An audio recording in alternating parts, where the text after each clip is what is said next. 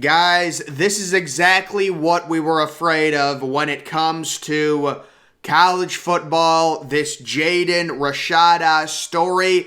I'm going to explain it all. It's so sad. About 2 or 3 weeks ago, I put out a video on Jaden Rashada in one of my recruiting update things, and I said that I think he's, delaying his recruitment because he wants teams to bid against each other in terms of overall NIL money. And it looks like, according to some of these reports, that's exactly what has happened. Now, guys, the NIL thing is completely out of control. We're going to talk about Dante more, how it relates to him. We've already got the Tennessee superstar quarterback commit getting an $8 million deal. Now, Jaden Rashada, who technically isn't even a 5-star, he's ranked inside the top 50, but he's not a 5-star. You can see it says he has an NIL deal to Miami worth $9.5 million. And reportedly, now Florida has denied this and there's a whole thing on it, he turned down $11 million from Florida. So this kid, not even a 5-star, gets a $9.5 million NIL deal, which I would assume is structured so he gets like $3 million in his freshman year, $3 million in his sophomore year, $3 million in his junior year to prevent him from just taking the money and then hitting the transfer portal after a year. You got to stay there. Very similar to Tennessee's quarterback who got an $8 million deal. I'm guessing it's spread out over multiple years. So in the event he wants to enter the transfer portal, some of that money he won't receive because he's not on Tennessee anymore, or like Jaden Rashada wouldn't be on Michigan. So it's structured. But guys, I had said watch out for Miami. Watch out for Miami. Watch out for Oregon. Dante Moore, the whole Dante Moore thing. He visited Oregon this past weekend. There was a report, I don't know how true it is, but there was a report that Dante Moore received a $4 million offer, or that's kind of the offer on the table from Oregon. I would say at this point, that's probably lowballing it with Dante Moore. And the main issue, the NCAA, if you don't punish or at least investigate Texas A&M for their NIL recruiting last year, and we can go through all of the recruits that Texas A&M signed last year that were heavily aided by massive NIL booster money. If you're not going to at least investigate them, all of these other teams are going to start doing the exact same thing that Texas A&M did. We're seeing it with Miami. We're seeing it with Tennessee. We're seeing it with Florida. Now, they're denying it, and it's apparently a big mess. Florida is denying offering this kid $11 million. But we're seeing it with more and more teams because these teams look at Texas A&M. They see the influx of talent that Texas A&M got in their 2022 class. Quite literally, Texas A&M signed the greatest recruiting class of all time. Now, you may say having that much talent is an overkill. It's going to cause locker room problems. All those kids have massive multi-million-dollar NIL deal. But the bottom line is we cannot deny the amount of talent that Texas A&M has. Like, with that talent, they're going to be a legit, at least New Year's Six Bowl contender in 2023 and 2024. Now, this year, all the kids are true freshmen. I don't think Texas A&M is going to be unbelievable. They're also breaking in a new quarterback. But like a program like Miami is going to look at this and say, listen, right now, we're trying to come back. It's tough for us to win recruitments, so let's use the NIL. And there are multiple teams doing this. Oregon with Dante Moore is another one. You're talking about a 5-star quarterback from the state of Michigan, possibly committing to Oregon.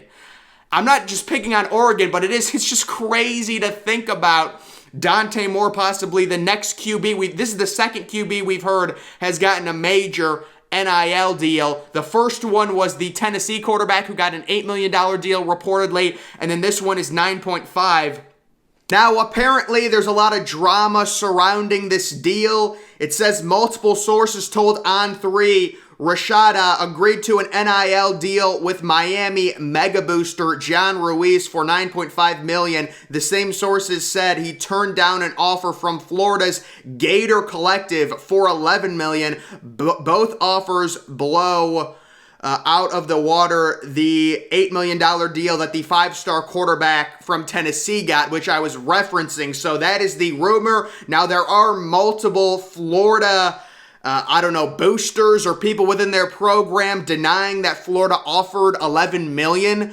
But guys, the overall reality of this situation, this kid delayed his recruitment, and I had said this in my video. I said because he wanted a bidding war, and it looks like that's why he delayed his recruitment, because he wanted to get bid up. And I'm not saying that's a bad thing. I'm just saying let's all recognize the day and age college football is in right now is completely unhealthy. This, guys, fans do not understand what NIL was supposed to be. This is not what NIL was supposed to be. You were supposed to go through the recruiting process, commit to the school you had the best relationships with, the best development teams, things like that. Go to schools based off of the development you're going to get, the teams that are going to put you in the best position to be drafted in the first round. And then when you get to those schools and play well, you can profit then off of your name, image, likeness.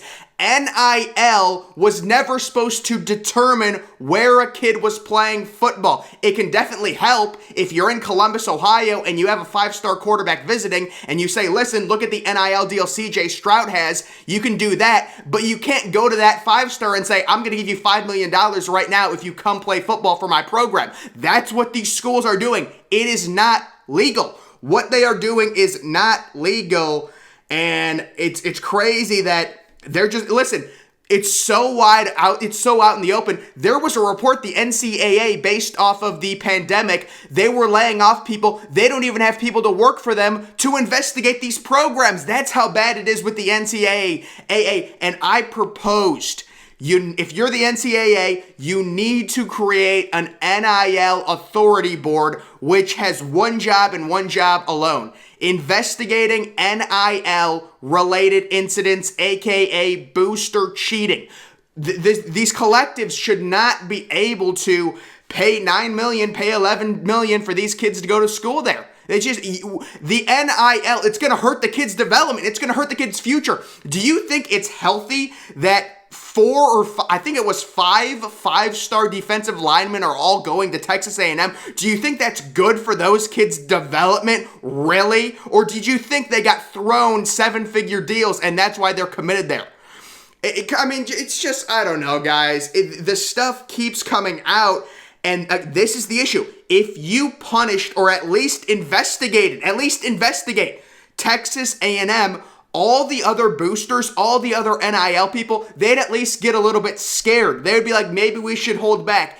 You did nothing to Texas A&M, and now all these other schools who are desperate to bring in talent to their program, like an Oregon, like a Miami, like a Tennessee, these programs, maybe they haven't been very good the past few years. They need something to get a leg up when they're recruiting against programs that have been more successful than them.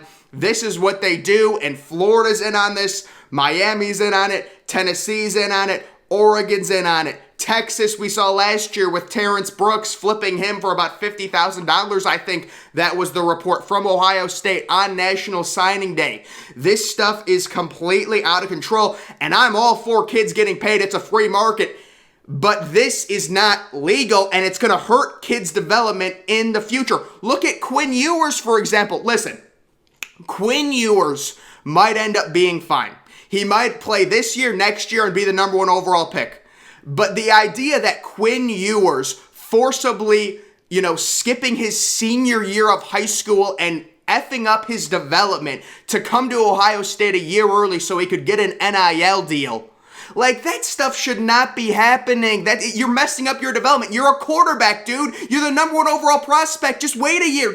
Development is so important, especially for quarterbacks. Why are you skipping your senior year of high school to make an extra, or to make $1 million a year sooner? Like, what type of advice are these kids getting? It's so, again, they're 16, 17-year-old kids making these decisions. It is completely unhealthy for college football. And it's sad. And again, so this is a kid's not even a 5-star. Now, it's marginal. He was a 5-star. He recently got bumped down. So he might become a 5-star again. But we're talking about a kid that's ranked 40th in the nation, getting a $9 million deal from Miami. So it's like, where does it stop? Are we going to start seeing, $10+ million deals for a Dante Moore with Oregon, with the big Nike? Oh my goodness, guys. I don't know. I just wanted to talk about this because this is another NIL crazy situation. And again, Florida is reportedly denying this. I don't know what, guys, I have heard from multiple people that Florida is just a mess in terms of their NIL collective. It says, did Florida fumble the ball? And apparently the lawyer they're talking to says that Florida's collective didn't help the Gators' chances during the run-up to his decision. This is what the lawyer said. Florida is the most dysfunctional collective in all of college football. I plan on steering my clients away from them. So this lawyer apparently has multiple high school clients, and he brokers NIL deals for these kids. Completely illegal. Guys, this is not legal. It is not legal to be doing this, but these programs, they see Texas A&M got away with it. Fans do not understand what NIL is and what's legal and what's not legal. Now, you could say because the NCAA is not enforcing it, that makes it legal. If you want to argue that, that's fine. But I've seen a lot of fans that simply just don't understand how NIL works. NIL, I've said this before, it's an on-campus entity. You cannot tell Dante Moore when he visits your program and he's uncommitted, hey Dante, we have an NIL deal lined up, all you got to do is commit. Dante Moore should go to whatever school he wants, and when he gets there, then the NIL deals can happen based off of his name, image, likeness. You don't sign on with a program just because you're a 5-star recruit and, the boosters want you so bad because they want their program to be back. That's not how this should work. So there is clearly an issue, and the way to solve this is you have to go after, well, I guess now it's probably too late, Texas A&M. They are the poster child. I'm not saying they're the only ones that did this in 2022, but they're the poster child. If you hammer them or at least investigate them and give them some minor violations, at least do something, maybe some of these other boosters will get a little scared about potentially doing this, maybe get scared about being investigated by the NCAA. But this stuff is just so blatant, it's so obvious, and the NCAA does nothing about it because they don't even have the resources to create an NIL authority board or anything like that, and they have absolutely no authority right now. It is disgusting. This is not how college football is supposed to be done, guys. It's so sad, it really is. But if you're a Miami fan, you're playing the game. It's not like I hate Miami or I hate any of these teams that are doing this. If you can get away with it, it's whatever. Like, you're Miami. You need to win some of these recruiting battles. The way you get better is landing kids like this. That's how you get better. Now, sure, developing 3 stars and low 4 stars, that's good, whatever. If you want to get to the point where you're competing with Alabama, Ohio State, Georgia, Texas A&M, you got to land kids like this. That's the bottom line.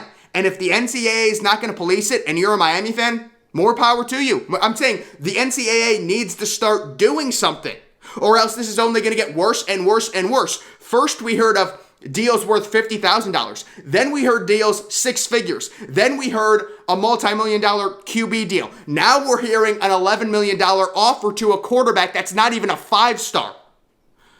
Oh, no, guys. That is going to do it. I got to calm down. That's going to do it for this video. Make sure you're following me on Twitter. Link to that's always in the description. I'm, of course, the Depressed Ginger. Thank you for watching.